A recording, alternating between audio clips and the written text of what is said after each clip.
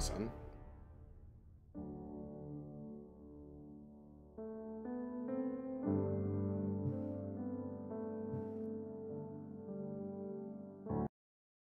You have a special treat. You'll see. Oh my god, it's really bright. Why is it so bright? Because I'm looking at a white screen, isn't it? Look at not a white screen. Yeah, that's probably a bit better. My head less shiny. Hello, look. Okay, start off with the green screen isn't up because I could go at any time. My room is literally day. There's a gentleman coming around to strip the walls of all of the old plaster and the woodwork, all that sort of stuff. So my room is actually in a horrible state of just like. Why is it? I'm not even pointing it at me. I don't know what I was doing. Just boxes everywhere. Stuff ripped off the walls. Trust me. There's lots of shit on the floor. Trust me. Can't see it. There is. Normally there's stuff in my room, but there's no longer stuff in my room. Really, it's just a bit messy. But yeah, the idea is this room's going to be replastered and then repainted and then soundproofed. Sort of not necessarily 100% in that order, and stuff that will go in between, obviously. How's everyone? How you all doing? You good? You happy? We're going to go through some of the updates for Star Citizen over the last week. One room, one bed, one counter, one PC, as it should be. Well, basically, this room's just going to be used for streaming and video production and for me to sleep in. You know, I only need one room and a bathroom, which is next door. Although I could just put some newspaper down and just use it in here and then get like a maid to come and clean it up or something. I won't get plaster on my PC. It's open case, so I'll dust sheet it and probably move it out of the room when they actually do the plastering. And then painting, obviously. It's going to interrupt my videos, probably. I'm not sure how. We've got a laptop to actually can do some work on, and I'll have to move the microphone across. Eventually, I could just set up the computer downstairs as well. Just see what happens. We'll see what happens. I've had intermittent internet issues as well, so bear that in mind. Normally, I get them throughout the day, just little bits and bobs where it will just go, and now we're disconnecting you from the internet for 5 minutes. But towards in the evening, when I want to play games with my friends and things, they seem to just go, and now we're not going to let you connect at all. The amount of chicken dinners they didn't get in PUBG because my internet went, fuck you, you're not connecting. Pretty annoying. But let's move on to Star Citizen, which is the kind of the main crux of these streams. We'll go to talk about we'll talk about the state of 3.0.1 in a bit. But golf ball bug has been fixed. Ship interior customization will be there in the future. Whether it's just going to be little items or not and bobbleheads, we don't really know. But they think at least that.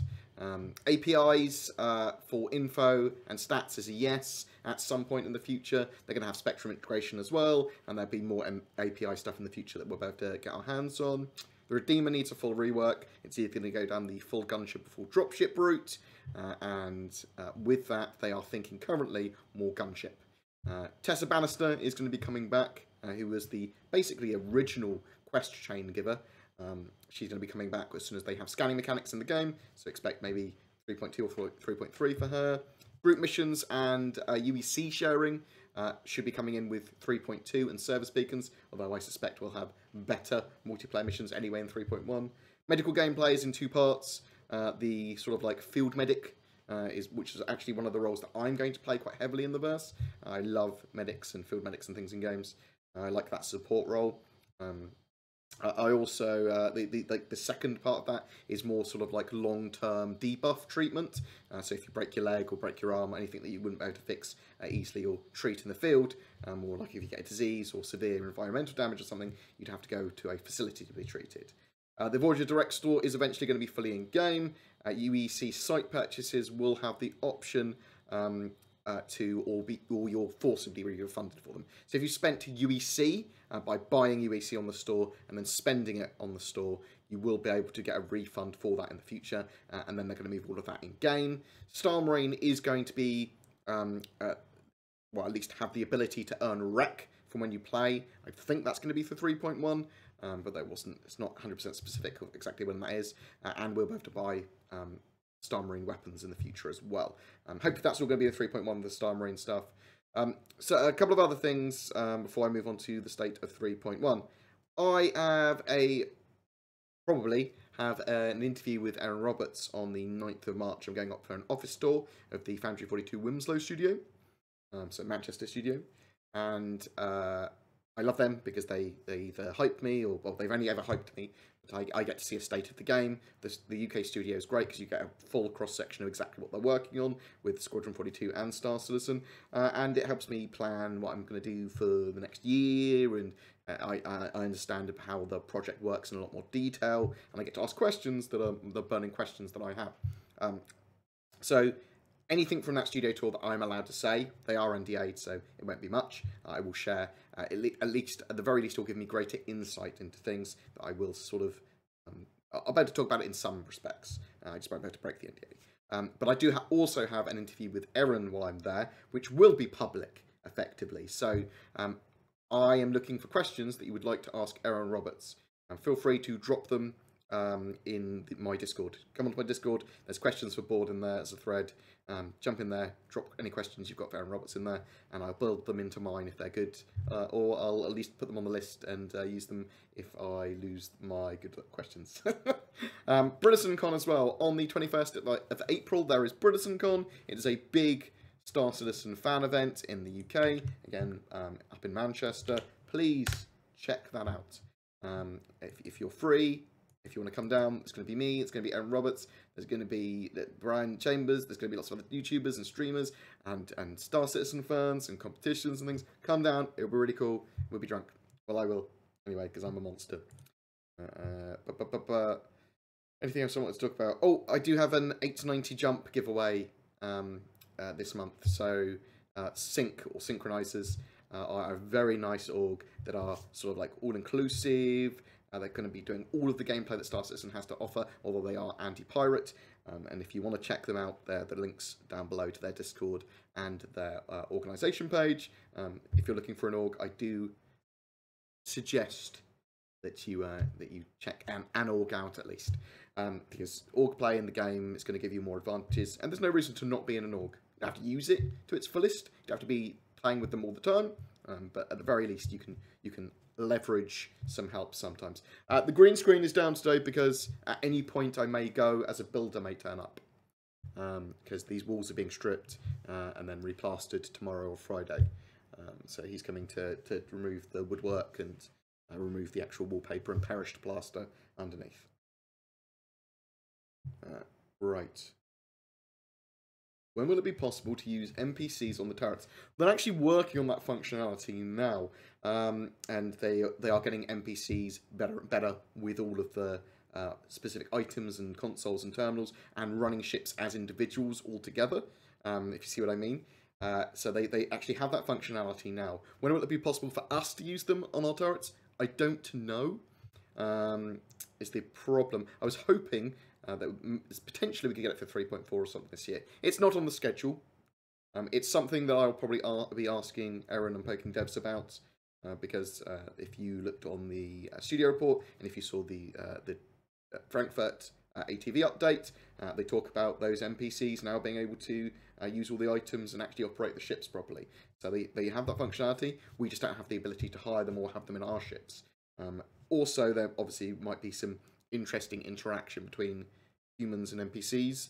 Like the NPCs might be kind of coded to work with each other in a different way, and they might not be expecting us to fly at certain targets or attack certain targets. But we'll have to wait and see. There's some questions that need to be answered for that. Do you know if they are on time with the 3.1 patch? I believe so.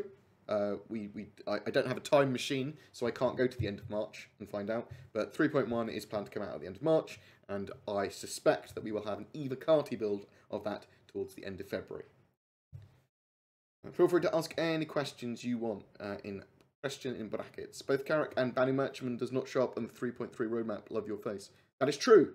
The Banu Merchantman is very much next year. We'll probably see some some updates on it this year. We'll probably see some great artwork. We'll probably see it go potentially through the end to the end of Grey Box this year, maybe.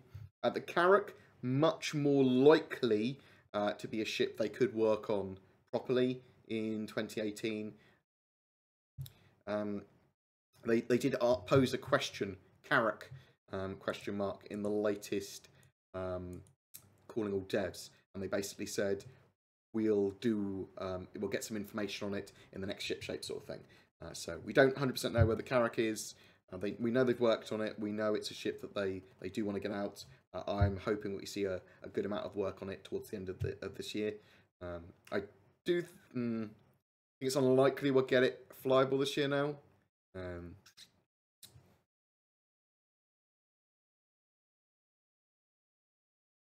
Right, any other questions there before I move on to the state 3.0.1 state of the game, which I'll be doing in a separate proper video, I suppose, as well.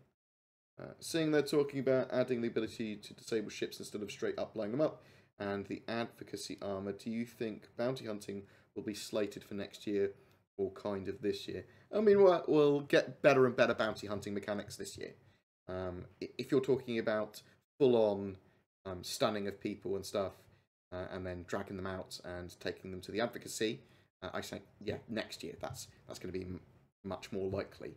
But we'll probably get tier 0 bounty hunting this year, which will be much more bounty hunting missions and disabling ships and that sort of stuff. But it'll be more mission based rather than go up and stun someone based, I suspect, or very specific kill missions, stun missions like that. But they'll be NPC orientated, or go and kill this player because they've got a service beacon bounty on their heads or something.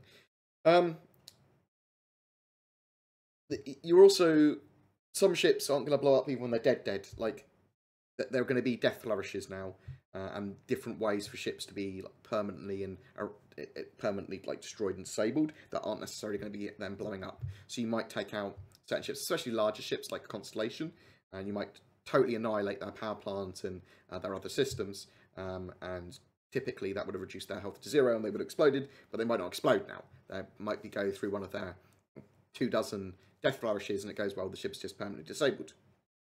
And then the crew could run and get their escape pods and get off in their escape pods, or you could board them. So there's going to be lots of other ways for that sort of gameplay to happen as well now that isn't as predictable as you'd want, and it's just not just going to be ships blowing up constantly. Have the devs talked anything about custom colours / skins for ships? Yeah, we're going to have the ability to paint our ships, the exteriors of them, in various types of different painty schemes. That was first shown off in 2016, I believe. Gamescom? Live? Gamescom?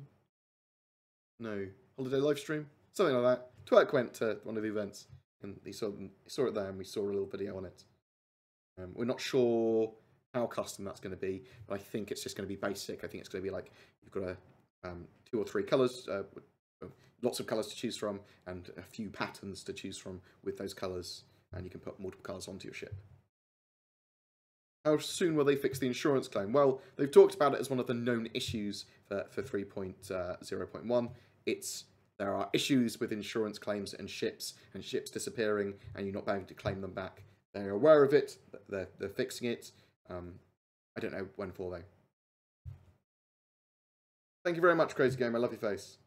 Will we see other planets in the Stanton system this year? Yes. So, we will see at least... Okay. They've got plans. I can't even think about what I say and how I say it. So I decided to use Thank you very much, Hamathas. Much appreciated. Where is the roadmap? I'm pretty sure I have it up somewhere. Or not. There it is. Let me bring this up on the screen for you. So, in 3.3, they plan to have Planet Hurston, and in 3.4, they plan to have Planet ArcCorp. So, Hurston is the sort of like a semi-industrial planet that they've just stripped all of the wildlife and plants of mostly, and made it into this like quite harsh nightmare planet, in my opinion. And then you've got ArcCorp, which is just a big city planet. Hurston's going to have pools of watery type substances and stuff on it as well. ArcCorp is just a giant city on a planet. If they got the gas tech fully done for Crusader, potentially you could have the Crusader landing zone there as well, because Crusader is just gas tech and a floating city. So you might see that as well. But also we're going to see all the moons that ArcCorp and Hurston have to offer as well. So there's quite a few moons there. How many moons are there with Hurston? 4 moons of Hurston, and is it 3 for ArcCorp? 2 moons of ArcCorp.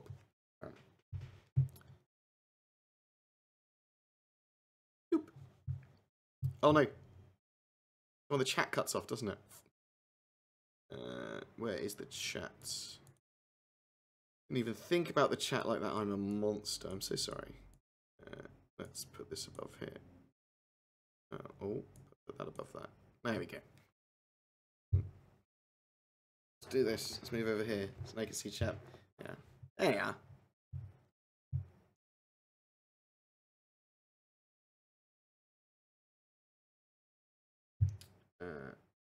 Do you think player apartments on planets such as ArcCorp will be made? Yes. I think player apartments and player hangars will be a thing. They're working on the persistent hangars at the moment for in-game. They were talking about that in the ATV, or at least in the monthly report. They were talking about it. Yes, sorry, my background, the green screen's down because the builder could come to my house at any time, and my parents are hanging around downstairs as well, so they could come in. So just be aware of that.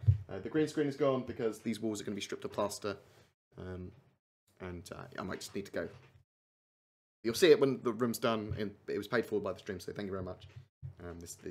It will aid me in my video creation process massively, and streaming.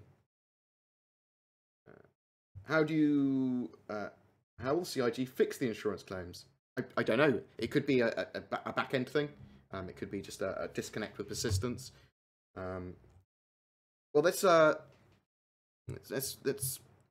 shelve the rest of the questions for a second, and let's actually talk about the state of 0.3.1. So the latest live build is 3.0.1, which was an actual full patch. It was just a small little patch, but it was an actual client-side patch. CIG do deploy hotfixes, which are server-side, basically. There's a lot of variables and a lot of changes, and a lot of fixes they can do server-side. Now, one of the major problems with 3.0.1 was the interdiction issues again, which was people constantly got interdicted, not as much as it happened when it originally happened in 3.0, but you got interdicted a lot still. And that causes huge server problems. Too many entities are spawning, too many things are going on, they're not being culled, so frame rates go from where I would have had like 40 frames, they go to about 10 frames. It's hell. So after a server's been spun up for a little while, like an hour or so, it just becomes a hellish mess. Now, that is mostly been fixed when I've been playing now. I believe they've just turned the quantum interdiction back down again. I'm not sure why they turned it up.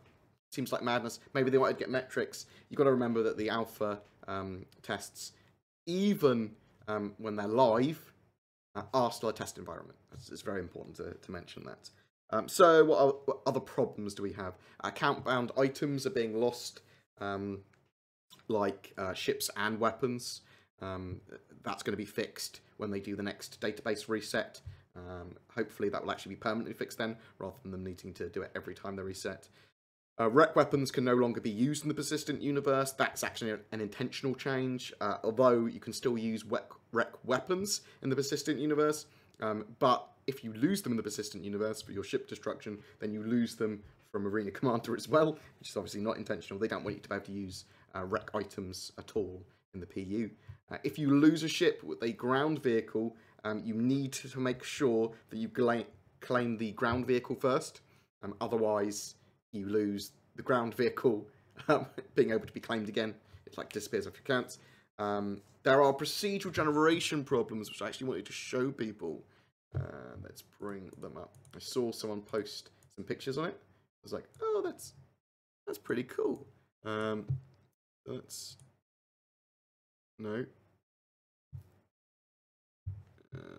bring these. Get rid of my face for a second. So you can see this. So some interesting. This is a bit of an extreme show, but you can see like the lines and the boxes of the procedural generation where it's not quite matching properly. This apparently happens sometimes, and people have noticed it. But you can see here again, there's like hard lines at certain levels of detail. Like hard line there, weird lines here, and yeah, even on Planets IRL, you do see lines, and you do see like squares and interesting images form because your brain also looks for them. You do see that in real life, but this is, as you can see here, this is actually an error. Although this is a very extreme case of that kind of thing, slightly exaggerated, but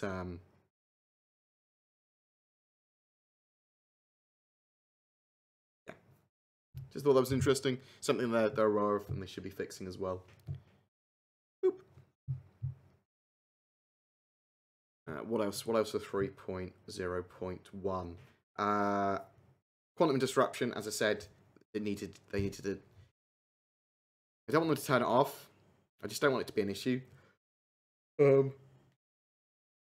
They still don't have the proper persistence in for where you spawn, so you pretty much always spawn at Olisar.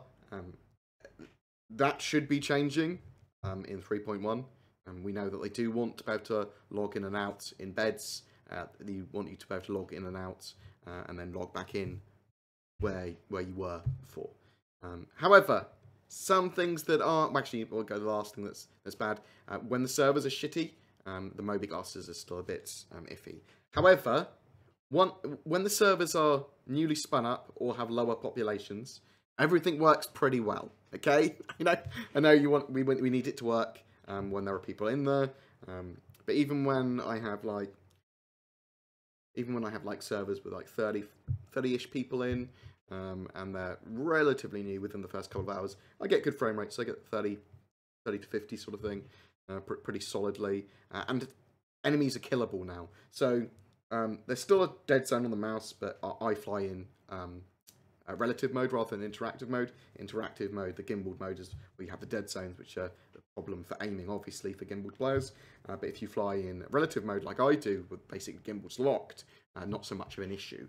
And now, because they've effectively nerfed massively the shields of enemy ships, you can rip them apart pretty easily now. So stuff's killable, Vandal Swarm's playable, Pirate Swarm's playable to quite a fun level. There are all of the missions are much more doable. There are a couple that have been disabled missions-wise.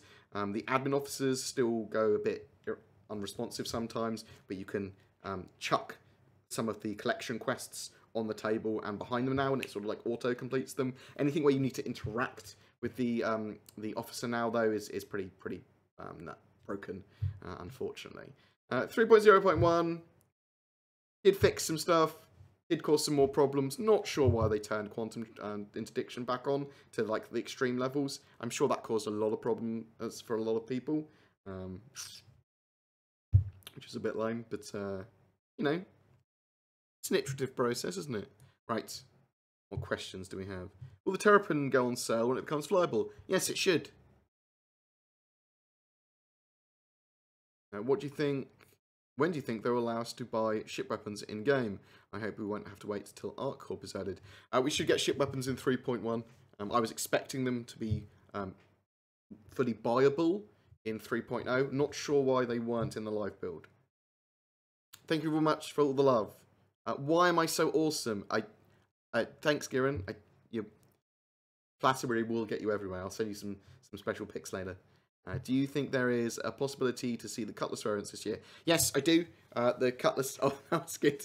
Oh, no. That's the puns. There was a joke on Reddit of the... Let's actually find it. Let's find it. One of my favourite jokes. Because it was so bad. Hots. Introducing the starport. There it is. Okay. Let's put this on the screen.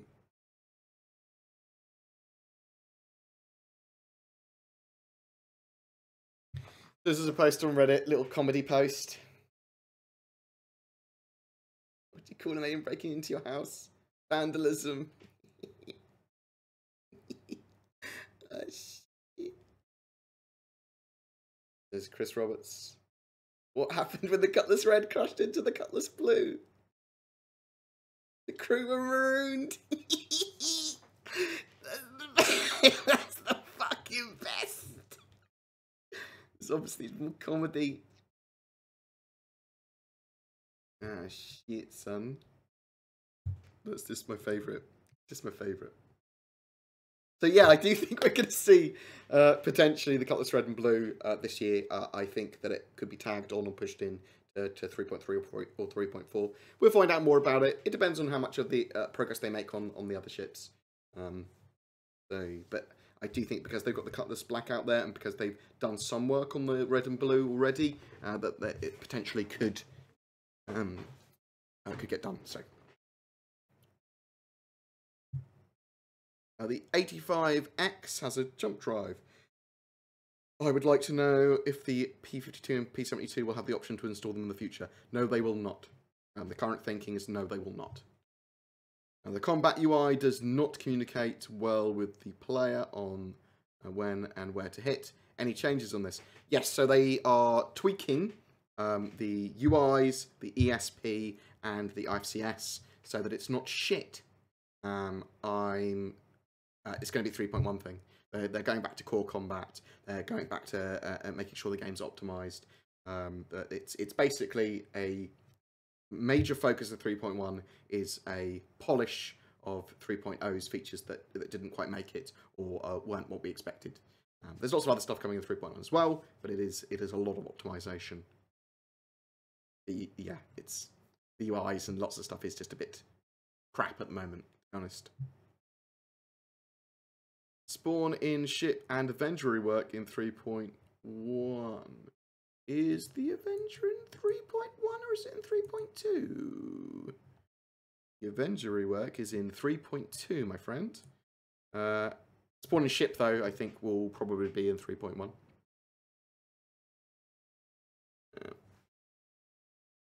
I very much suspect a Valentine's Day sale. CIG normally do one. Yes, Luke, I will link you. I will link you that video.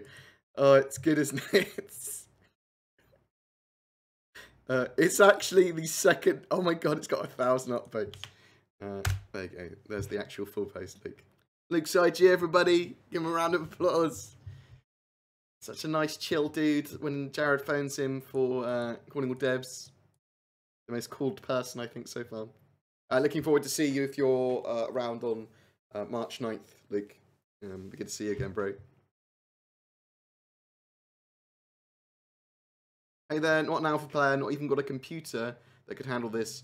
It has a ton of potential. Yes, it has a massively huge ton of potential. Yes, you've got the jokes video links down below now.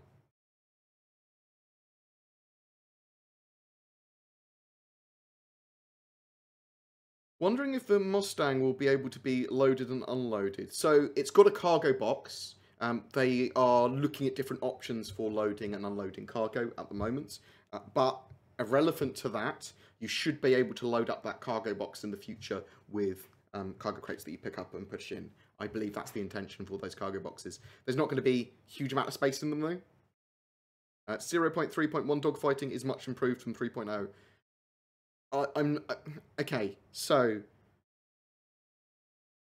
because of the health changes and the shield changes of the ships, yes, but there's not much they've done to like the flight model or the IFCS or anything else other than really change just some numbers of the ship's health and stuff. Although saying that, when I was playing in the PTU of 3.0.1, might have been because it was on a fresher server, I was getting higher frame rates than I've had previously in 3.0, and I was able to aim better. So it did feel like they'd smoothed stuff out. Yeah. Yes, Dangerous Dan, I've sorted out my Escape from Tarkov account. I haven't done much in it, other than I'm learning a shoreline I know kind of like backwards now, but it's pretty much the only map I know. I'm very good at being ballsy with my scav, and I've got like a inventory full of AKs and well, I've killed quite a few players now that have been fully geared with like tier 6 armor and like silenced weapons and stuff, because I just camp certain areas which I know they're going to pass by and pop them. Very easy to deal with a scav as well when you know they're going to be shooting other scavs that are in certain areas. You just move to a side, just go pop, pop, pop, pop. Obviously shoot their legs if they're if you're not getting them in the head. But I'm happy to play Escape from Tarkov with people if you want to add me, because I need to learn it. Yeah, sorry, the Avenger rework is in 3.2, at least it's planned for 3.2. You might get some surprises with some stuff. Some stuff might be pushed forward. I just wouldn't plan on it, expect it, you know what I mean? Yes, so the Redeemer is no longer going to be part of Squadron 42 being hosted, episode so 1. I decided to use this. Thank you very much, Binary Loop. Thank you very much for the host. Yeah, the Redeemer, I believe, was originally potentially going to be part of Squadron 42 episode 1 because they wanted like a drop ship, but then the Hoplite became that. And there's lots of other quite cool drop ships now, so they're thinking of making the Redeemer a full-on gunship. What do you think the cargo depot for 3.4 will be like? Has been quite confused about them. So have you seen the procedural truck stops? So Port Olisar is like a legacy truck stop. So and so are the Cryastro stations. So in the future, a lot of these stations are going to be modular and procedurally assisted. So they can have stations built however they want. If they want artists drive them, they can forcibly put certain buildings in certain places, or they can just tell the system, we want a space station with these shops that can take these ships and that has this sort of inventory, and then they just plop it in the verse. Now they can do this loads of times, hundreds of times, infinite times, so they can populate the huge emptiness of space with these truck stops. Some of them are going to have little hero zones. Some of them are going to be a little bit more used than others, I'm sure. But Port Olisar and Cryastro stations and stuff will be getting replaced with them. Now, some of them are going to be different to others. Some of them are going to be little rest stops that are more like a Cryastro with a couple of shops on.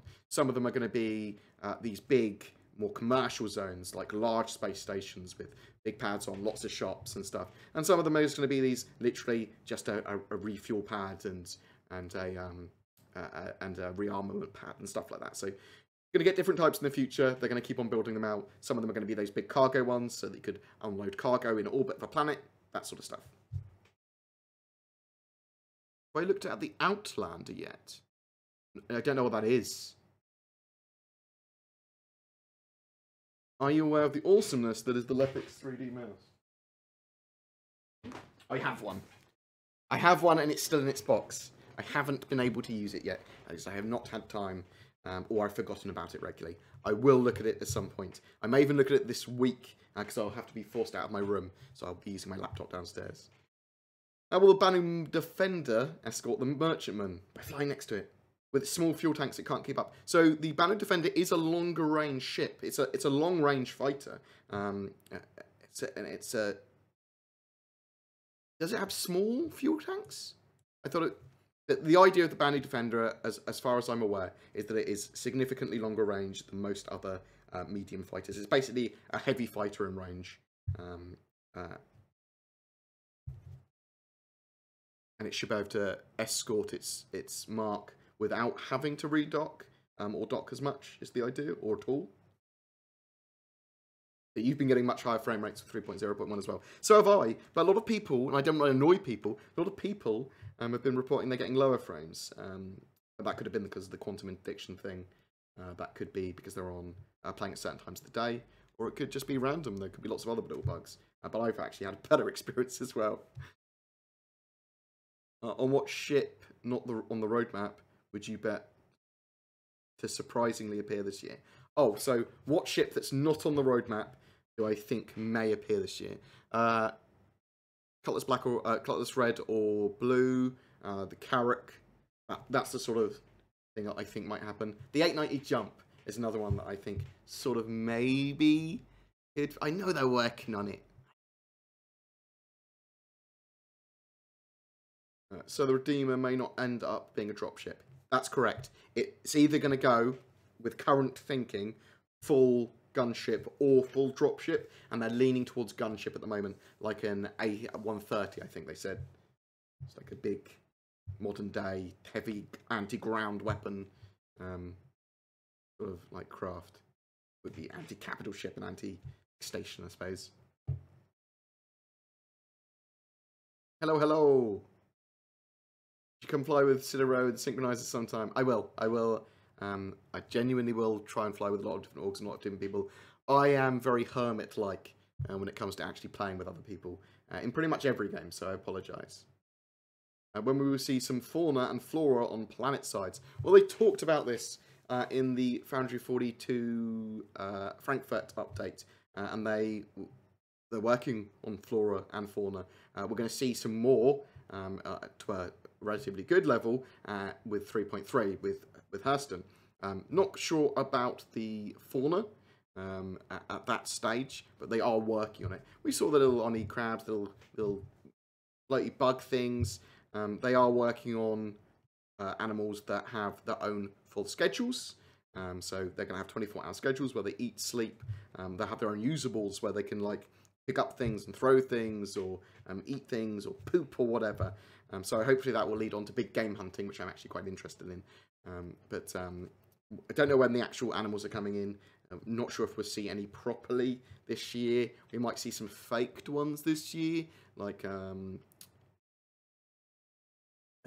maybe birds or flying things that are flying around that aren't really interactable with, maybe. And potentially we could see animals. I just think it's unlikely. I think they're more going to be working on the more human-esque NPCs, getting them functional first. But 3.3 and 3.4 we'll see flora and fauna. Flora, but probably not much in the way of fauna. Are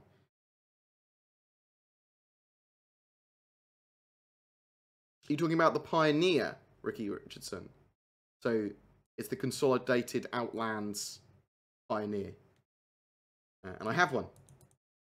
And I'm interested in outpost construction because you can set up like mining outposts or outposts for lots of different reasons. But yeah, extraction, mining of certain resources, manufacture, possibly to a limited level. We'll have to wait and see. But those kind of bases, outposts, manufacture, building, economy stuff, I'm very, very much interested in. Is there any more and capital ships? What? I've heard of Valentine's Day sales previously, so I'm assuming there's going to be one on the 14th this year. So a week today is when I'd look. Get a ship for your mum. Get a ship for your mum, mate. Been watching Star Citizen's progress in the beginning. Would you say is a good time to fully invest back the game? It's looking great. It is looking great. It's a project to get involved with more than a game to play at the moment. So it's not a sit down and play game. It is frustrating. It is a test environment. It requires you really to get involved by talking to the community, reporting bugs as you find them, giving feedback on features that you like or don't like, and watching all the shows and everything. If that appeals, then yes, back it. I don't like the term fully invest. I like the term buy a $45 starter package.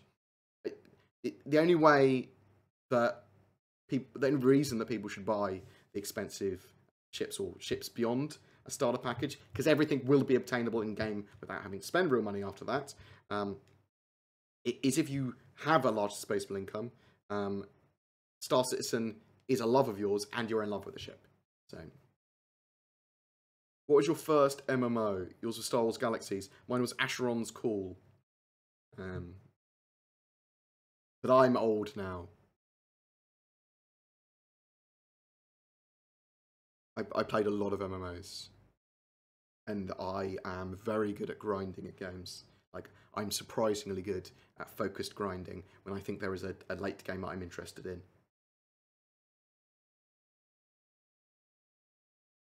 You play often?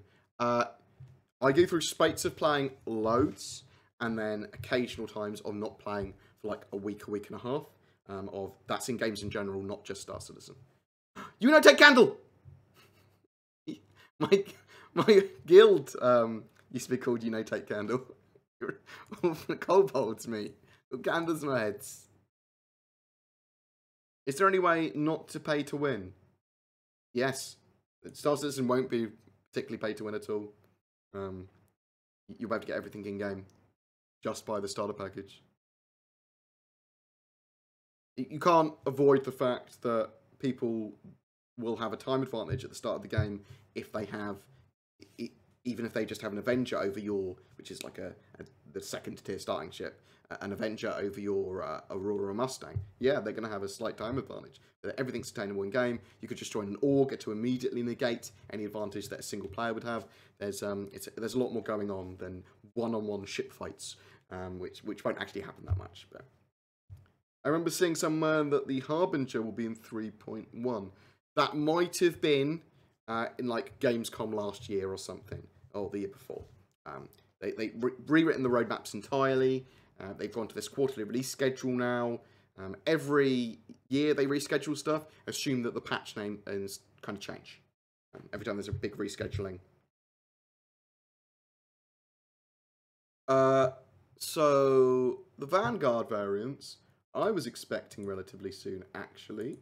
And let's see if they're actually on the roadmap at all. Where are the locations? Hawk. So for 3.4, we've got the 300 series rework, the Anvil Hawk, the Mystic Reliant variants, the Freelancer variants, and the Constellation Taurus. For 3.3, we have the Phoenix, the Hammerhead, and the Tumbrel Cyclone variants. For 3.2, we have the 600i, the Hurricane. 600i is going to be cool. Hurricane's going to be cool as well, actually. The Eclipse, the Mustang updates, the Avenger updates, and the Vandal Blade. And for 3.1, the Reclaimer, the Terrapin, the Razor, and the Cyclone. I am in the opinion that we might see the Vanguard variants this year as well if they've got time. Look behind me. You don't need to look behind me. I can see my camera looking behind me. Will planetary bodies be made to scale in this game? Sort of. They want a scale of 1 to 4 or 1 to 6, I believe, for planetary bodies. And then the space is 1/10 scale, I believe. Thank you very much for all the love. Very much appreciated. Will we be able to use borrowed ships to do trading at Port Olisar or not, since the ship is not part of your inventory? I believe if you have been given permission by the owner through some form of permission system, then yes, you will be able to use that borrowed ship to trade at Port Olisar. You probably wouldn't be able to sell the ship unless that permission also allowed you to sell that ship. I also suspect there will be missions where you're effectively given a ship, which is part of the mission, but it's not owned by you, that ship. It's rented by you, whatever. Yeah, and I think that ship rentals will be a thing, and I think that borrowing ships from like the Org hangar and organisations will be a thing as well, but they won't be your ship, but you're still able to interact with inventories and do stuff with them, and I think there will be different levels of missions allowing you to buy and sell and do certain things with them. You want me to look... What is it? There's nothing in my room anymore. Like, I got rid of most of it. There's lots of shit on the floor. The acoustics are really bad in here now. Well, probably good for singing.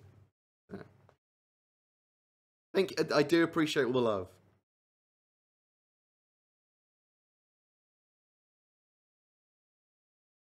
Yeah, that's a good point, actually. So Star Citizen, if you're in the right org, there's organisations now that play it very regularly, and they have active discords, and they've got planning meetings and that sort of stuff. So if you get the right org or the right group of friends, you can sit down and play Star Citizen as a full-on game now. However, it is a buggy nightmare sometimes, and it takes effort to do things, and there are crashes, and there are problems. The ship share program, indeed. The Polisar. What else have we got? Anything else?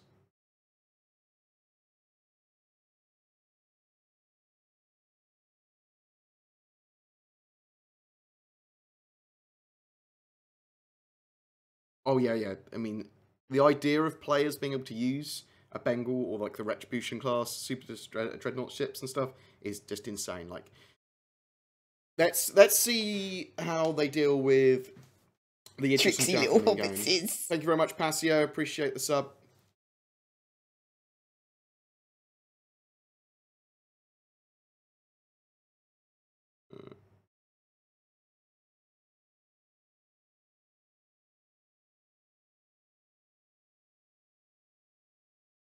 Anything else?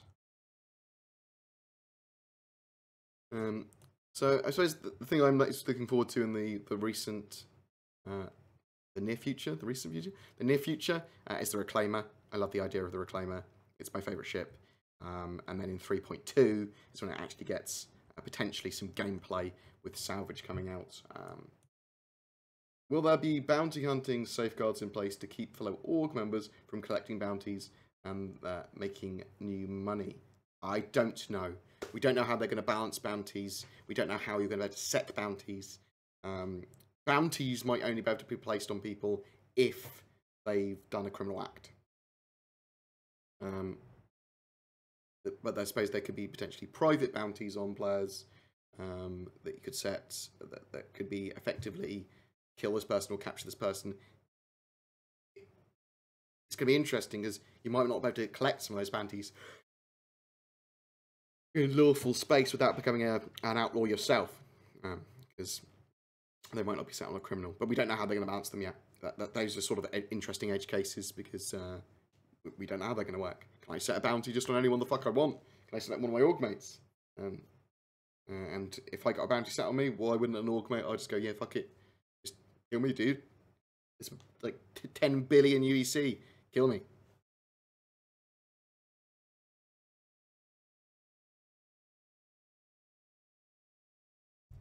When do you think we can expect alien NPCs and other body type sizes of humans/NPCs? I know it's still in development, but it's still pretty lifeless at the moment with where it could be.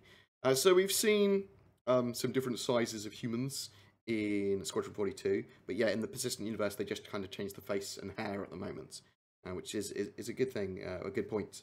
We do want aliens, we do want humanoid aliens, we do want different sizes of characters, and that will be coming. We just don't know really when the persistent universe is going to be filled out with that. Probably not this year. You're probably going to see the same types of NPC this year, and probably male and female, but that's it. I'm going to see very basic character customization in 3.1, which will get more and more fleshed out this year as well, but it's still going to be relatively basic even by 3.4. Next year is probably when we'll start to see like Tavaran and, well, more likely to see Banu, Vandal, and Xi'an. We might see Tavaran as well. There's no biological or nuclear weapons that I'm aware of yet in the game. Though you might be able to get ammunition, which is sort of like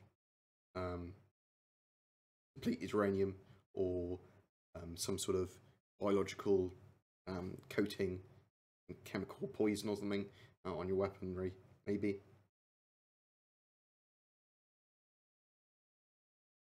Although they potentially could eventually put in biological weapons or area effect weapons that cause you debuffs and that sort of stuff. Maybe. What do you think about the Reclaimer without guns and salvage on 3.1? Just a pretty ship? I mean, yeah, it'd be a big ship. I'm cool with a pretty big ship flying it around and messing around with it. I don't see the need to do any form of real, like, forced gameplay or gameplay loop with it, other than it's cool, let's have it in game, let's fly it.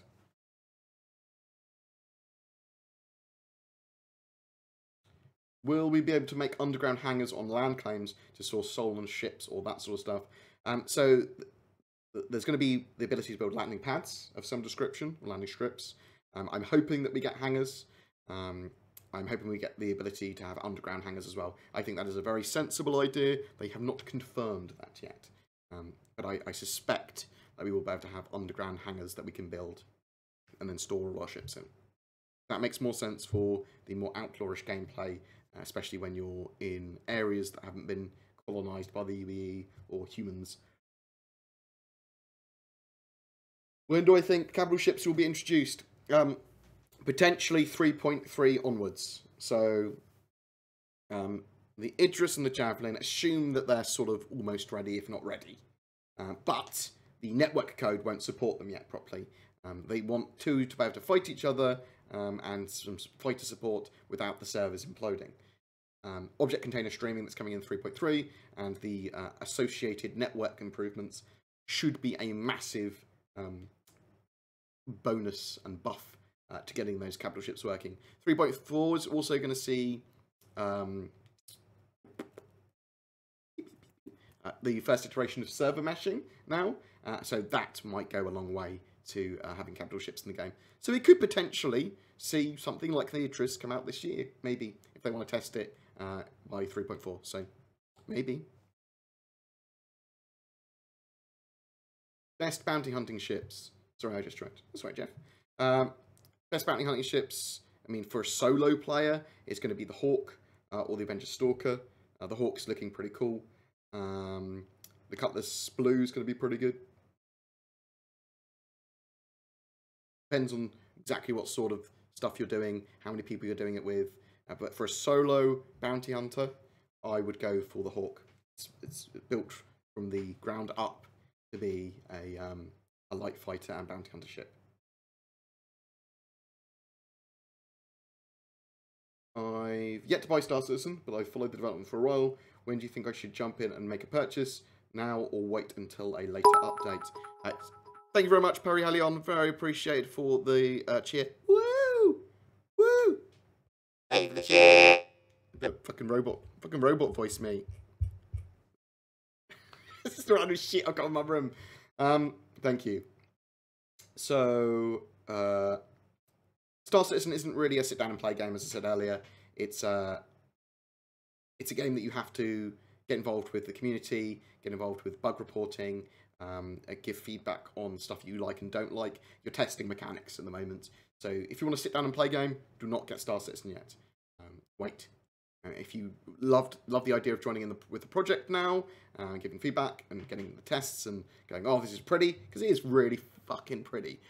And yeah, if you've got mates that play it and they play with you, then you can get some great gameplay. But it is quite often a buggy nightmare. So just bear that in mind. If you build an outpost on a planet, do you think we will be able to create hangars for org members? I hope that's the intention. I think it will be the intention. They've not confirmed that. Board, do you think the current ship matrix is reflecting future hardpoint sizes, as the Super Hornet supposedly comes with side 3 weapon hardpoints on its ball turret? Yes, I do think it is reflecting future hardpoint sizes. But they've changed the way the hardpoints work. You've got turrets and fixed weapons now. Well, you've got... that's not actually true. You've got... Right, let me actually find the terminology again, or I say shit wrong. So go back in time. You've got turreted points, which are for bespoke turrets for the hull. Let's find an example of that. Super Hornet. I should actually do that. I don't want to compare it. Yeah, okay.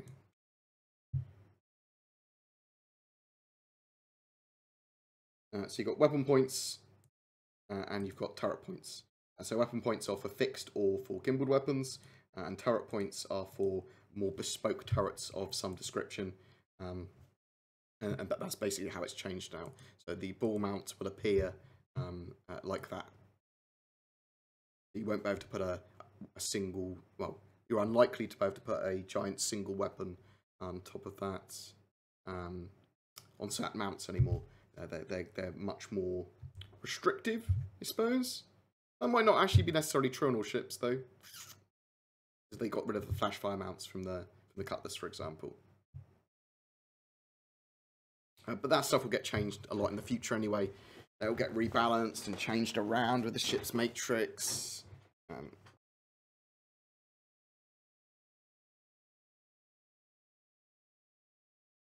Oh, Post Ghost, if you can get it, if you can get the game on SSD, please do. You will enjoy it a lot more. For Star Citizen, what's best? i9 more cores or i7 more single core power? GPU SLI or 4 card? Okay, so currently Star Citizen is unoptimized, so single core performance on your CPU would typically be better, but Star Citizen isn't even utilizing much in the way of your CPU cores, single power performance even. So eventually Star Citizen will be significantly better and kind of scaled to as many cores as it can be. So in the future, more cores and more power will be useful, but it will scale better to more cores. SLI at the moment doesn't work very well. Even if you bodge it to work, it still doesn't give you like any form of real improvements. Vulkan is going to be integrated into the game, and potentially DirectX 12 as well, which will allow for you to use multiple graphics cards, even of different types, I believe, with split frame rendering. So it's not going to be SLI. It will utilize your cards significantly better, and you'll have a good experience. So in the future, Star Citizen will be optimized for multiple GPUs and better for multiple CPU cores. But at the moment, it is not optimized at all for anything. So there's no point in getting multiple cards if you want to play it now, and there's no point in getting huge amount of cores in your processor currently. The criminality system currently dings you for killing a stowaway who is shooting at you, your crew on your own ship. Will that be fixed? That does need to be fixed and will be fixed. There's going to be shared aggression in the future. So if someone shoots at you or one of your group, that is your right then to be able to kill them or fight them or whatever. And again, I believe if one of your group shoots at someone else, then your group will be flagged as they're allowed to attack you. And that might not necessarily make you a criminal shooting at someone else, but it will allow their team to go ham on you.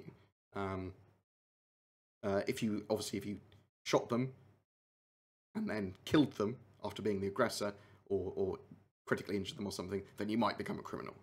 That stuff's still going to be balanced and fleshed out, but I believe that's the current intention for everything. Am I going to play Kingdom Come Deliverance? I actually backed the Kickstarter or some of the alpha of the game, and I have it. Maybe. I haven't really heard much of it recently.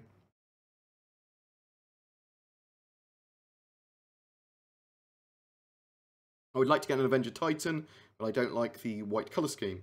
When do you think it will have cool colour variants? I mean, it's got kind of some colour variants now. If you look at the Renegade, you can change into. It's going to get, obviously, its rework for 3.2, and we're going to be able to have lots of different skins and be able to paint our ships in the near future. I'm hoping, at the very least, we'll be able to have lots of new skins this year, but potentially we could have ship painting this year. Potentially. Thank you very much for the love. I do appreciate it. What is your feature? What's your favourite features planned for the game? Anything that's economy based. So salvage, mining, manufacture, all that sort of stuff. The idea of having an outpost and then being able to setting it up as a mining outpost and refine your own materials and sell stuff, potentially manufacture things and weapons and ammo, the science stuff, anything that's economy based, anything that they can make money from. I love the idea of for action type stuff. Big game hunting would be cool, and generally ship boarding and capture. Without the risk of making waves, or no, at the risk of making waves, which of the orgs you've interviewed for your channel is your favourite? Wow. Oh, yeah. Oh my god, that would be hard to actually answer. Greetings from my last evening in India.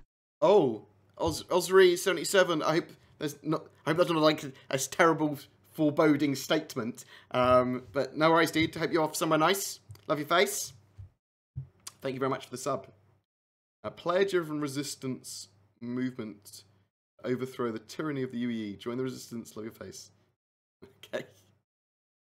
What's the plan for docking or landing the Reclaimer? In the short term, I believe Port Olisar is having its landing pads doubled in size for the large landing pads, so the Reclaimer can land there. In the future, these will be replaced with the modular rest and truck stops, and they'll have positions for docking ships as well. So I'm not sure if the Reclaimer is going to be one that docks or one that lands in the future, but in the short term, definitely going to be one that lands.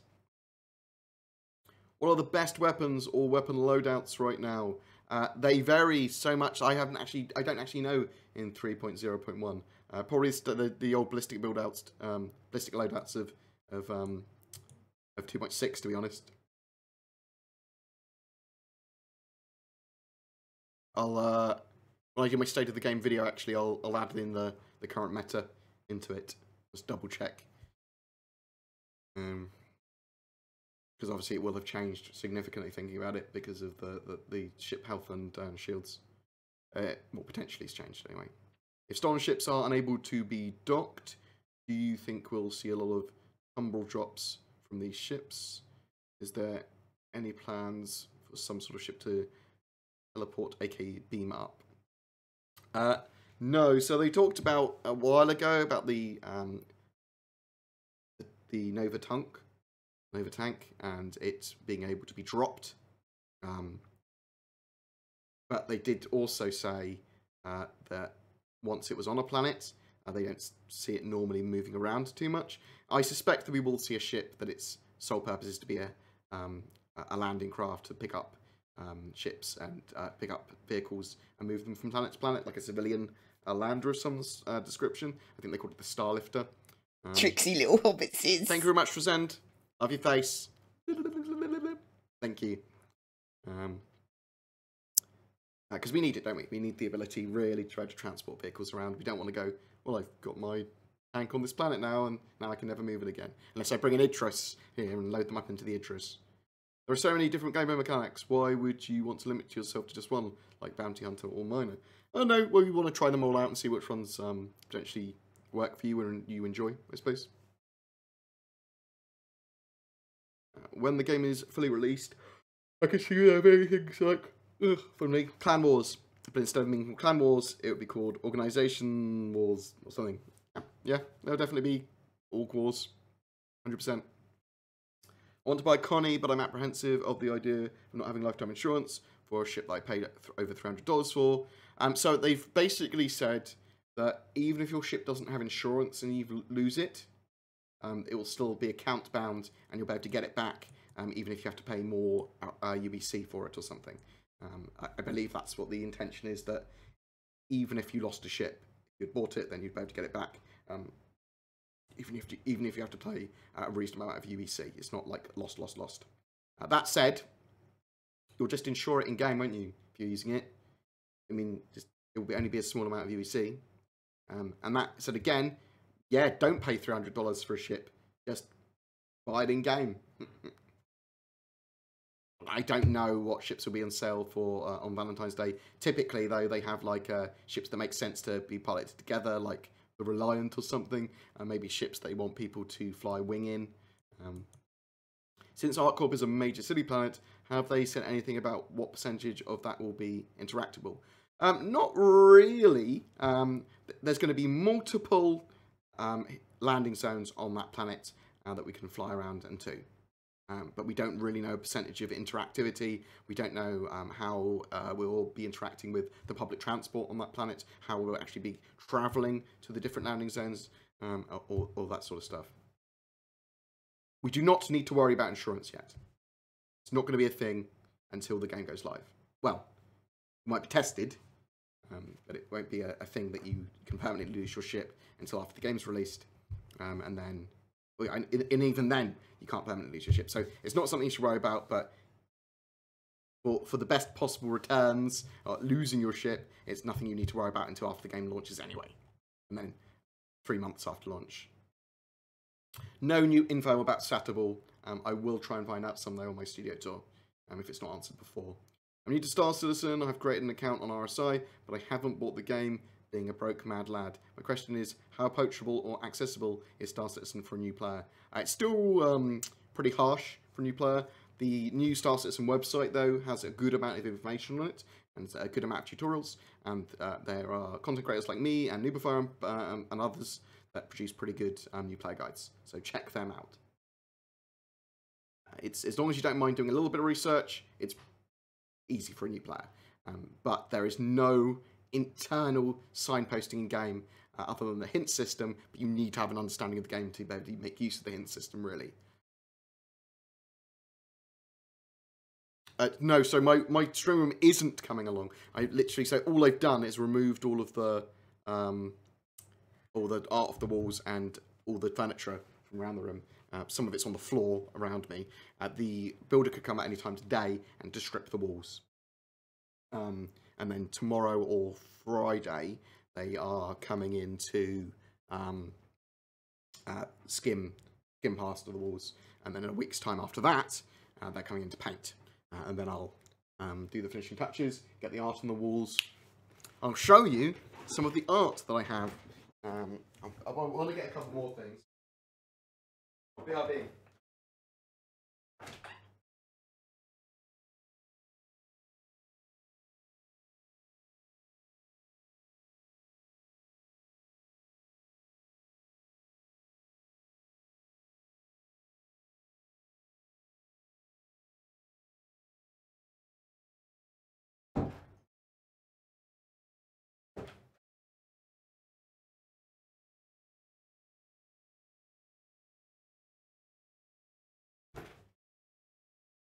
So this is the Tears of Blood. No, Tears of Fire. That's the one. The Tears of Fire flare item. But I'm getting stuff like that for around the room because I mean most of my life is Star Citizen, so why not Star Citizen to fire my room? Like my bed covers, I'm gonna get the little captain's quilt bed covers and things like that. I like things like that. I've got loads of cool screenshots done by like people like Zenthor and stuff as well that I'm going to be putting up around the room. I just want it to look like, you know, cool and Star Citizen-y, inspirational.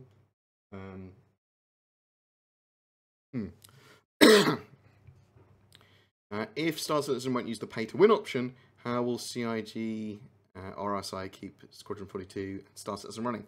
So Squadron 42, they don't have to think about really, because they keep that running from, you know, game sales of Squadron 42. Star Citizen will be kept running from UEC sales, which, yeah, it does skirt slightly close to the pay-to-win model, because you can pay to get in-game currency. Now, the argument to that is that everything will still be obtainable in-game, and they need to fund the game somehow, and if you can obtain everything in-game, and there isn't sort of like stuff that you can buy which locks other people out, then it's kind of irrelevant, isn't it? So it is having a pay to advantage model or pay to get something model, so they can help monetize their game. I'm okay if they do some other stuff as well, like selling bespoke skins, cool looking skins. I'm okay with them doing concept sales. Still, we'll have to wait and see. It's very much up to us to make sure that it doesn't become pay to win, in the sense that the idea of pay to win is that players that don't pay to win, the players that don't pay can't compete, or have such a hard time competing that it's that the others have such a big advantage that it's like, well, fuck. So we would need to avoid that at all stages. Do you know of any way of setting up key binding so it doesn't change randomly 1 month? You can save the XMLs and have the XMLs there, and then load the XML in.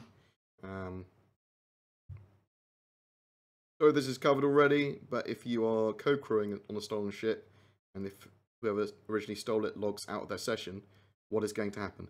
That ship won't disappear until you log out, I believe. In the short term. In the long term, I believe the ability for the ships to remain persistent, or at least in game for a long time, will be there. And if you stole it properly, then you would be able to keep it. I think this is the longer term thinking now. Out of all the ships that you have announced, that I've announced, they've been announced, okay, which will be the last one to make it into the game? The Endeavour? Endeavour's obviously a big one. But, I mean,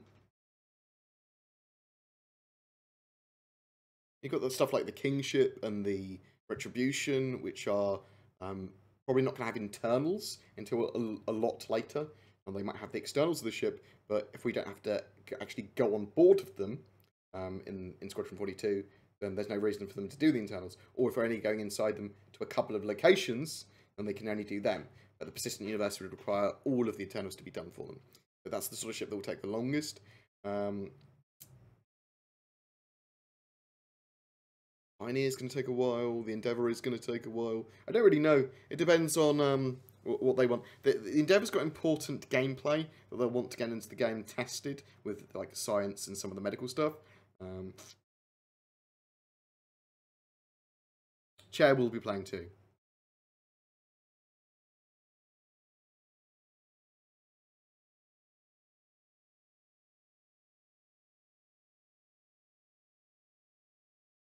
Thing is in that every MMO where there is currency, there are people online that sell it. Yes, there's gold. There's gold going to be gold farmers, but the selling of UEC will help regulate that definitely. Pay for convenience is what Chris calls it. The important thing is that it needs to be balanced, and it needs to make sure that it's not a pay-to-win model. And we as the community need to police that. 100%. We need to be on that.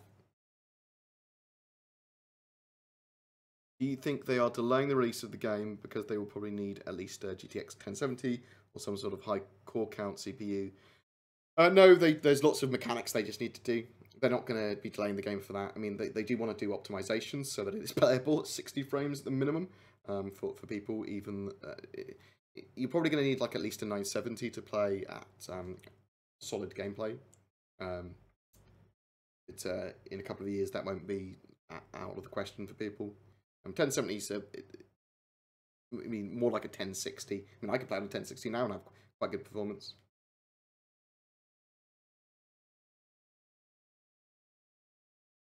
The biggest advantage in this game will not be buying currency, but having friends. Yes, that is 100% true. Your org and having good groups of people to play with will give you access to more ships, access to more buying power, access to more missions, basically. Yeah. Are you worried about talking about Star Citizen? Are you worried that talking about Star Citizen will be way more fun than playing it? I mean, that's quite a good question. There's a lot of fantasy and expectations that Star Citizen has, and it's going to be very different. My interpretation and understanding of Star Citizen is going to be different to everyone else's, and especially where certain mechanics work, the way I want it to play, the certain things that I'm looking for in gameplay loops. So there is an element of fantasy involved with talking about Star Citizen at the moment, when it all comes together. So I can certainly say that talking about my ideal version of it,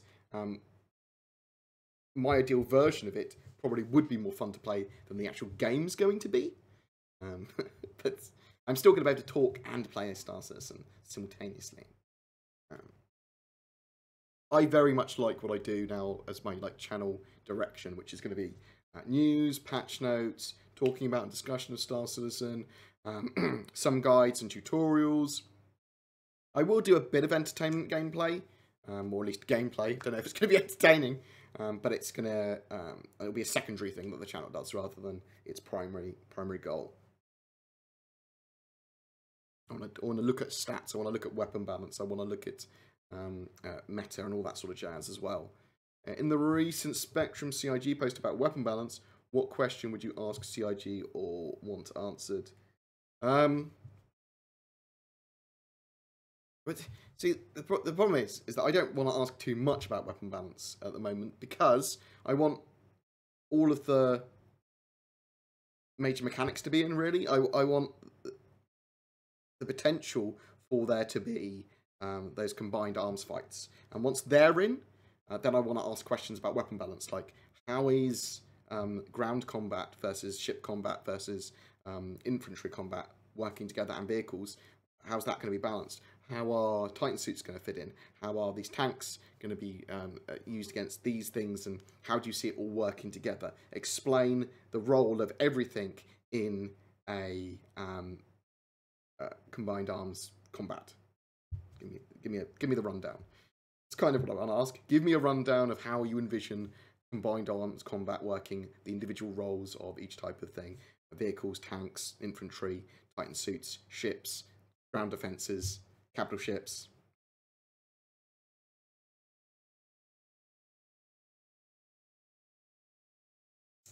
Yeah, Blizzard tried to oddly monetize Diablo 3 with that fucking auction house, though. Though I made a few $1,000s on that, so I'm not complaining too much. I am complaining about right.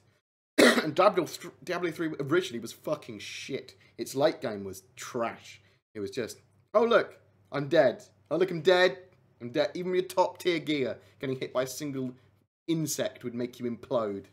To do goblin runs constantly. Loads of us would log on. It's for us that got home from work, whatever. You'd log in, and someone would everyone would be on Mumble or Skype or whatever, and they'd be like, found a goblin, and we'd all spawn into their game and kill this treasure goblin. So this is demo. No, so pay to win has multiple definitions now, which is annoying, because originally it basically says pay to win specifically items that you cannot obtain in game or give you massive advantages. And that sort of stuff. So stuff that would be hard to obtain, stuff that would give you huge advantages, stuff that is locked out unless you pay for it. It's literally, you pay and you win, and if you don't pay, you lose. You think marriage and having AI kids be possible? No. They're probably avoiding AI children in all their forms in the game, because kids will be shot at by people, and that will increase the rating of the game massively, and probably make it illegal in Germany and things like that. And marriage, yeah, you probably have to do roleplay-wise, but not as an in-game mechanic, I don't think.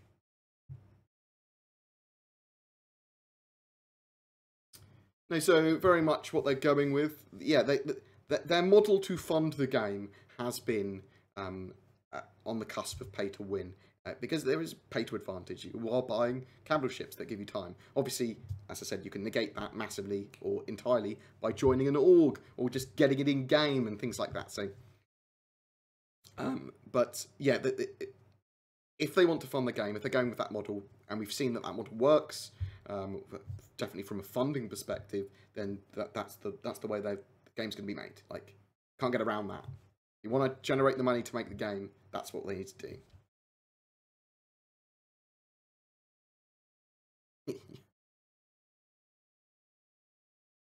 I've done a couple of videos on pay to win, and basically you define it, whatever pay to win is, and then it doesn't matter whether you think it's pay to win or not, or whoever's definition is right or wrong, because they're all different definitions.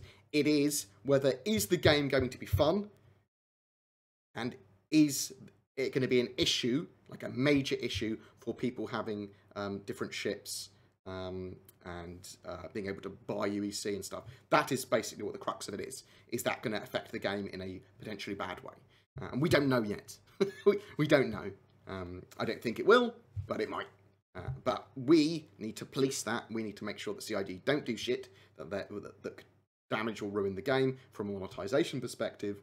And we need to make sure that it's balanced and there is solid progression, but that progression doesn't lead to the fact that I can just go, well, I'm just going to buy this ship then, and then wreck everyone else. So that's important. That's only something that we can do in the future. So we can make it well known to CIG now that we will not accept any form of pay to win, but they're aware of that. They very much say that it's not going to be pay to win as well, but they wouldn't say otherwise. Would you pilot a Hull C solo with NPCs? Yeah, you can definitely do that with NPCs. Potentially do it solo in safe space as well, entirely. How about the stolen ships can't be insured? So they've talked a bit more about that. The short term, when you log out with a stolen ship, that ship won't spawn back in. In the longer term, they want you to be able to keep stolen ships if you like pay for them to be have their transponders removed and that sort of stuff. A stolen ship that's not had anything done won't be able to be insured. Yes, won't be able to be insured. But if you go through lots of processes and stuff, you might be able to pretend it's a real ship. You might be able to store it. You might be able to get it insured in the future if you've paid for it to basically look like a new ship.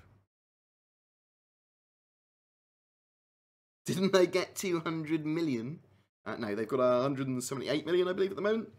Probably the game, realistically, I think will probably hit by the end of 2019, 250 mil. And that's the sort of level that I would expect them to actually be like, this is 250 million, this is all we needed to build the game. All of the money that they get before they release the game will be going back into the game, is what they've said. So, cool. I'm fucking glad they're chucking so much money into the game, because hopefully it will allow us to get a better game.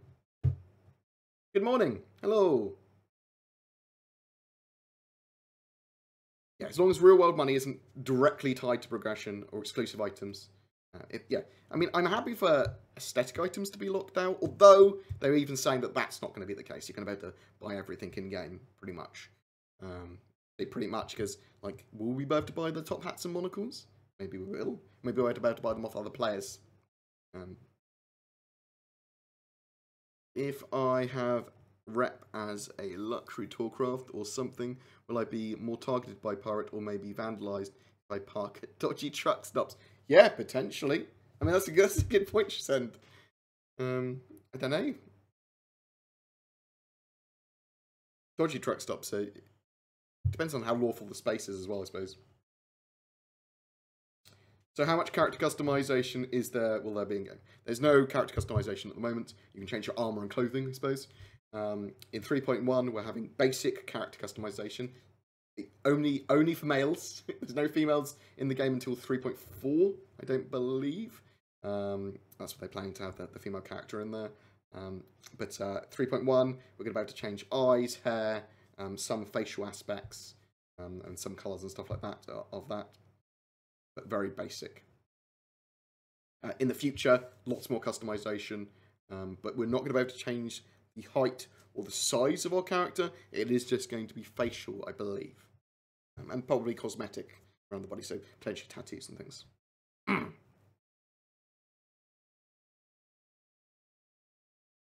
Also, if you dock a stolen ship into a larger ship, that stolen ship will always spawn with your mothership until that time that you let it die or leave it undocked.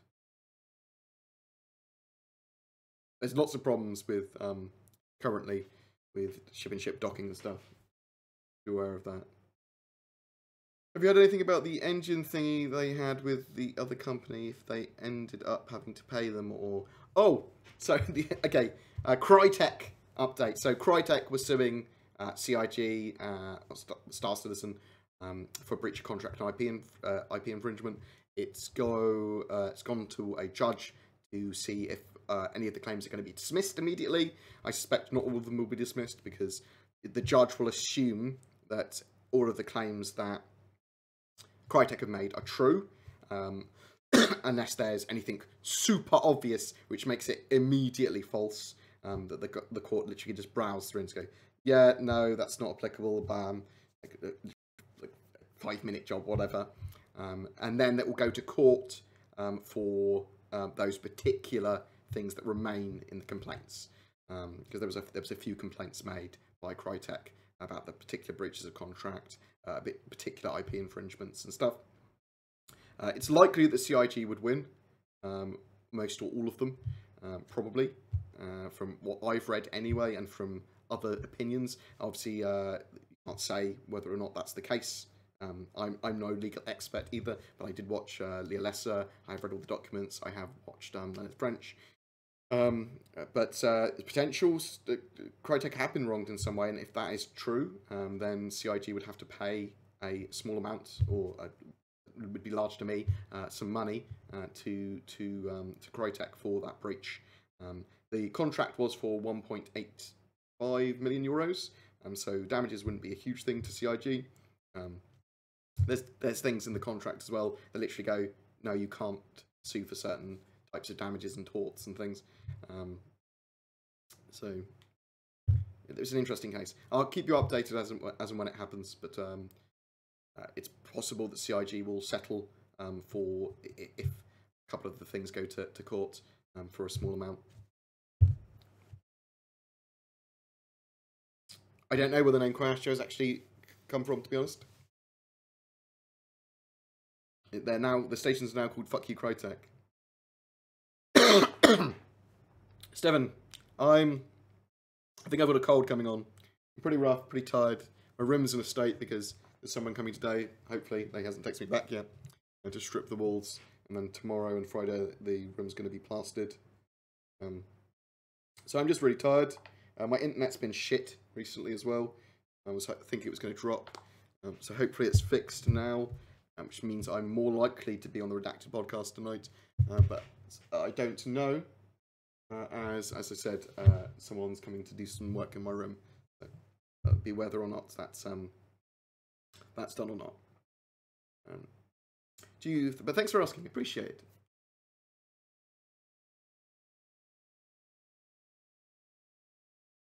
Do you think escape pods are still planned? Yes, I know they're still planned.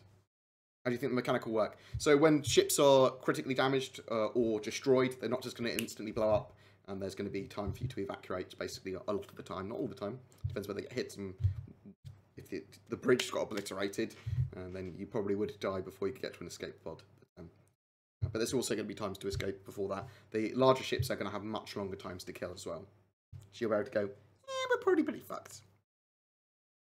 You know if many people aren't able to claim a ship, or if the issue's more bigger, affecting ships not in packages. So there are known issues with 0.3.1, insurance issues where you aren't able to claim a ship. There are issues with items and ships disappearing as well. They're aware of them, they're looking into them. Don't worry though, then it will be fixed at some point. Yeah, I think it's a bad move as well, but it's potentially Crytek have been harmed in some way, and just put together a load of shit to throw at CIG, even though some of it is, well, obvious to me. It looks to be untrue, or very oddly interpreted at the very least. Sausage Citizen indeed.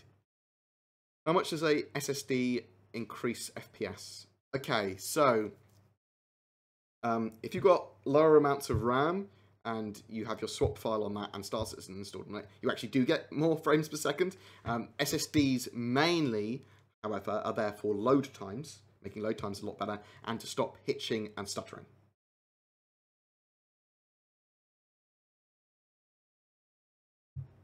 Just make sure you've got shader caching on. Just make sure that your swap file, your page file, is on the SSD as well. Make sure Star Citizen is installed to it. Oh, you've got adult chickenpox. I'm so sorry. I'm so sorry. That's hell. I've had German measles when I was young, and that was horrible.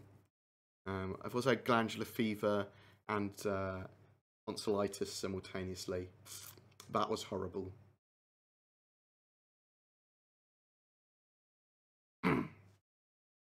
Yeah, potentially. I mean, we don't know the full story of the Crytek and Star Citizen thing. I think we're a little bit biased towards Star Citizen being able to do no wrong, but obviously reading the documents, it does look that Crytek were being dicks or clutching at straws. But I always try and keep an open mind. But you know.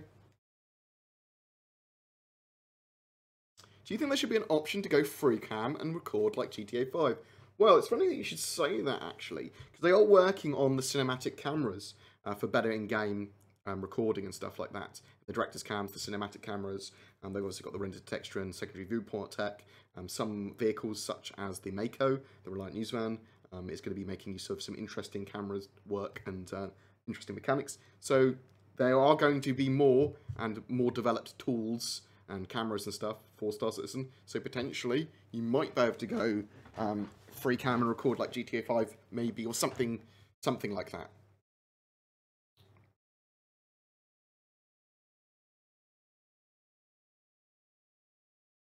Is it 3.1 that they're going to work on object streaming? So object container streaming is going to be in the 3.3, the actual the utilization of that. That is the biggest improvement this year.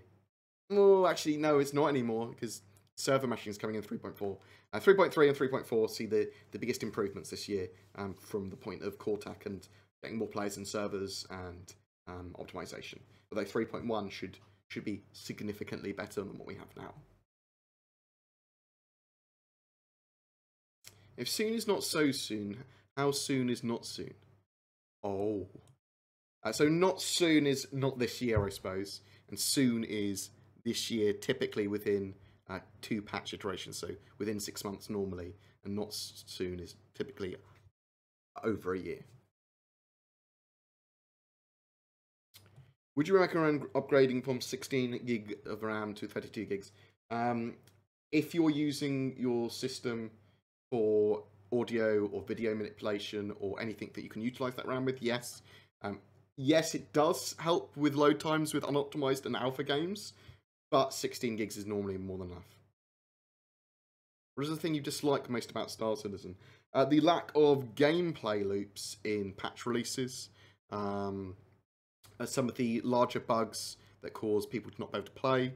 At the moment, I suppose it's the core combat, which is not as good as it was in 2.6.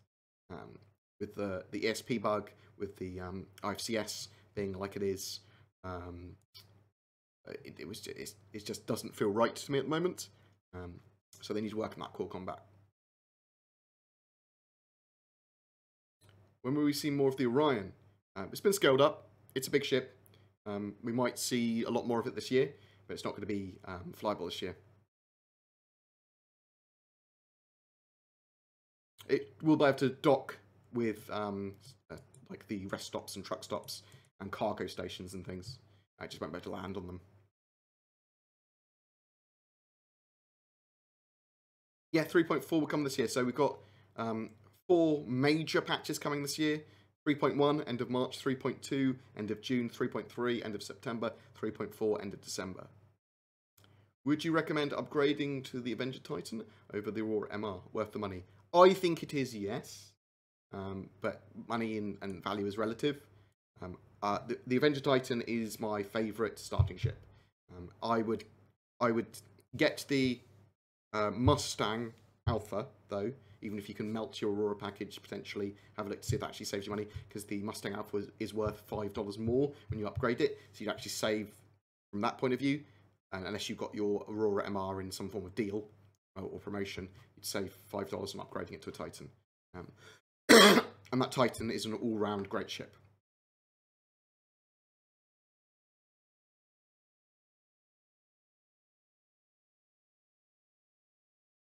Mate, the men have asses and rock hard abs, dude. Come on.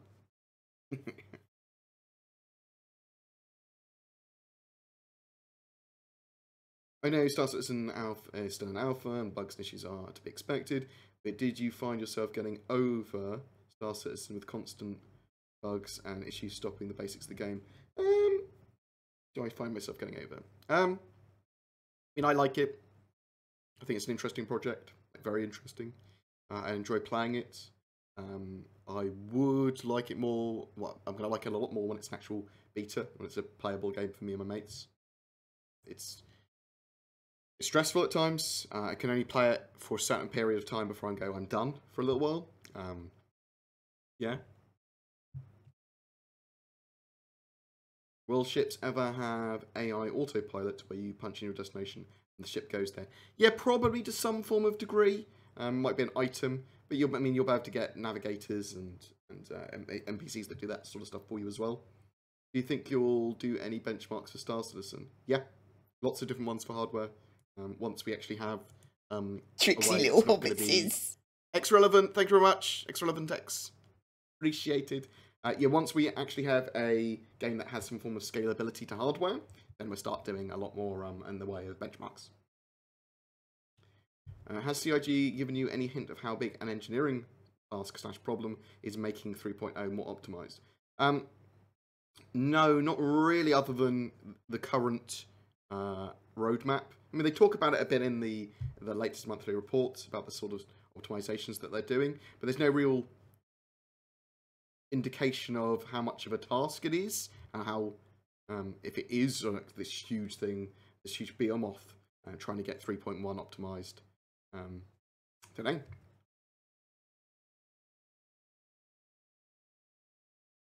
Yeah, 2.6 was pretty good, combat-wise. for like Arena Commander and Vanderswarm. Do you think the Pioneer will be out this year? No. Although there is going to be land claims and potentially some stuff you can do with those land claims this year. But I don't think the Pioneer is coming out. No, I don't think we'll hit an optimization ceiling and then see CPUs and then have to wait for CPUs. Star Citizen doesn't utilize your GPU or CPU enough. There's loads of issues. When it gets Vulkan integrated, when it gets all these other improvements that are core improvements to the game, it should be a lot better. The current word for tractor beams, I'm hoping they come this year. They're not scheduled though currently.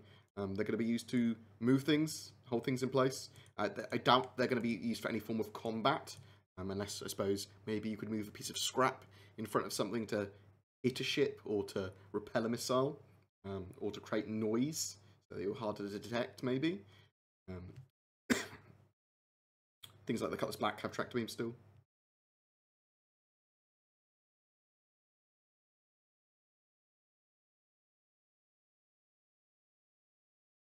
Has CIG given you any hint how big an engineering problem? Oh, we've already talked about that. Will there be a sale when 3.0 goes live? Maybe, but it's more likely that just the ships...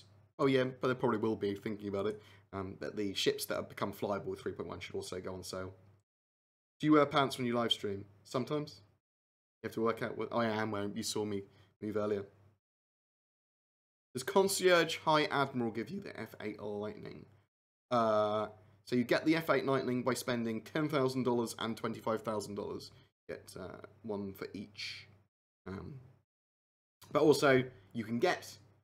significantly cheaper way of getting the F8 Lightning, the civilian version, F8C, is by playing Squadron 42 and flying it in Squadron 42, and then you'll be able to purchase it in Star Citizen's persistent universe. And it's going to be the same for any of the limited items, ammo, and weapons and ships as well. Well, the ones that appear in Squadron 42 anyway. We'll talk about subscribers living off land claims and things. We'll do some silly stuff for subs and for Patreons and things. We've got the community javelin that we're going to be using as well, which we still need to name. I need to set the shortlist up on that. If anyone's got any last names for the javelin before I shortlist it, please put it in questions for board thread in the Discord. I mean, I do a lot of time researching and watching other people's Star Citizen content and videos, and the main Star Citizen content, and reading things. So most of my time is spent in researching and chilling and reading stuff from the community and reading Reddit and things. And then probably 3 hours a day probably goes into the actual recording and editing of the video. The research and scripting takes a long time.